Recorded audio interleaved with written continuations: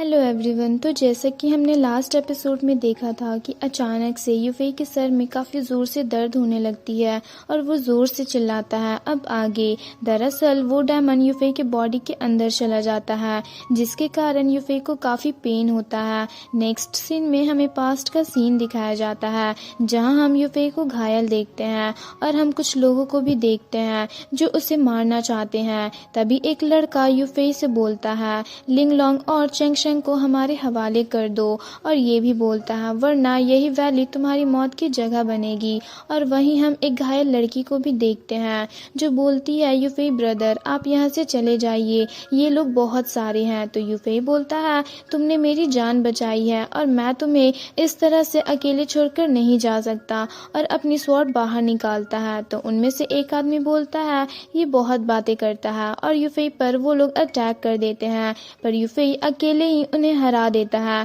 फिर हमें प्रेजेंट का सीन दिखाया जाता है, जहां हम यूफेई को देखते हैं जो काफी दर्द में होता है। ये देख वो लड़की बोलती है, आखिर वो डायमंड यूफेई के माइंड को कैसे कंट्रोल कर रहा है। तो वो मॉन्क उससे बताता है कि पास्ट में यूफेई को लिंगलोंग को बचाने के लिए बहुत कुछ करना पड़ा था, और उसके बाद ही यूफेई के हार्ट से इस डायमंड का बर्थ हुआ था।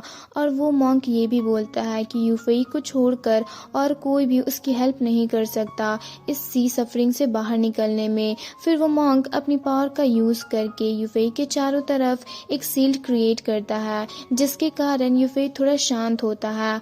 और यूफेई को देख वो लड़की बोलती है, इसकी माइंड अब रिकवर हो रही है, और उस मॉन्क के स्किल्स की काफी तारीफ करती है। तो वो मॉन्क बोलता है, यूफेई के पास सही तरीका है जिससे वो मुसीबत में नहीं पड़ेगा। तो वो लड़की बोलती है, अगर यूफेई ने फिर से एक न्यू डायमंड को बर्थ नहीं दिया होता तो वो जरूर युआनिंग में पहुंच जाता। पर अफसोस की बात है कि इस डायमंड के बर्थ के कारण ही ये युआनिंग तक नहीं पहुंच पाया, और साथ ही गोल्डन कोर भी क्रैक हो गया है। तो वो मॉन्क बोलता है, उसे बस उस डायमंड को अपने कंट्रोल में लाने की जरूरत है, जिसके बाद ये युआनिंग में पहुंच जाएगा। तभी हम यूफेई को देखते हैं जो जैसे ही अपनी आंखें खोलता है तो एक अलग ही जगह पर पहुंच जाता है, और हम देखते हैं वो उस डायमंड को कंट्रोल करने की कोशिश करता है पर कर नहीं पाता, जिसके कारण उसके अंदर का गोल्डन कोर भी क्रैक हो जाता है, जिससे यूफेई को काफी दर्द होता है। फिर हम यूफेई को एक अजीब सी जगह पर बेहोश पड़ा देखते हैं, और वहां हम दो आदमियों को भी देखते हैं, जहां एक आदमी बोलता है उस डायमंड के कारण ही यूफेई युआनिंग को ब्रेक नहीं कर पाया, और काफी गुस्से से यूफेई के अंदर के डायमंड पर अटैक करता है, जिससे वो डायमंड यूफेई के बॉडी से बाहर निकलकर वहां से भागने की कोशिश करता है। पर तभी वो आदमी उस डायमंड पर अटैक करता है, जिससे बचकर वो फिर से यूफेई के बॉडी के अंदर चला जाता है, और तभी एक डायमंड आकर उस गोल्डन कोर को अपने मुंह में डाल लेता है। ये देख वो दोनों ही उस डायमंड पर अटैक करते हैं, जिससे यूफेई को पेन हो रहा होता है। तभी वो आदमी आकर दूसरे आदमी से बोलता है, ये डायमंड यूफेई के हर्ट से जन्म लिया है, और इस डायमंड को सिर्फ गोल्डन एलिक्सर को रीशेप करने के बाद ही कंट्रोल किया जा सकता है। ये सुनकर वो दूसरा आदमी यूफेई के पास जाकर बोलता है, इतने सालों से तुम अपने पेरेंट्स की मौत का बदला लेना चाहते हो, और इतनी यंग एज में तुमने हार्ड प्रैक्टिस करके गोल्डन कोर को भी गैदर किया है। तुम सच में एक जीनियस हो, पर तुम बहुत ज्यादा ऑब्सेस्ड हो, जिसके कारण इस डायमंड ने जन्म लिया है। अगर तुम बुद्धिस्ट बाइबल को पढ़ते भी हो तो भी तुम्हें समझना होगा, और इस डायमंड को कंट्रोल करने का बस एक ही रास्ता है, गोल्डन एलिक्सर को रीशेप करना होगा, नहीं तो तुम कभी भी टायोजम में एंटर नहीं कर पाओगे। फिर हमें प्रेजेंट का सीन दिखाया जाता है, जहां हम यूफेई को देखते हैं जो उस आदमी की सारी बातों को सुनकर अपने माइंड को शांत करके गोल्डन एलिक्सर को रीशेप करता है, जिसके कारण वो डायमंड उसके कंट्रोल में आ जाता है। ये देख वो लड़की यूफेई को कांग्रेचुलेट करती है। तो यूफेई बोलता है, इससे बस टेम्पोरली डायमंड्स को कंट्रोल किया जा सकता है, और इस डायमंड को हमेशा कंट्रोल में लाने के लिए पहले मुझे अपने मॉम डैड के मौत का बदला लेना है। तो वो मॉन्क बोलता है, तुमने रिप्रोड्यूस करने के लिए कल सुपर नेचुरल पावर का यूज किया था, तो क्या तुम्हें उन मर्डरर के बारे में कुछ पता चला? तो यूफेई बोलता है, उनकी बॉडी के यूनिट्स को देखते हुए मैं बस एक या दो को ही गेस कर सकता हूँ, और उन्हें मुझे एक एक करके वेरीफाई करना होगा। और बोलता है, टोपी पहना आदमी जो अचानक से आया था वो काफी अजीब था, और वो तीनों उस इंसिडेंट से रिलेटेड आपस में कुछ बातें करते हैं और वहां से जाने लगते हैं।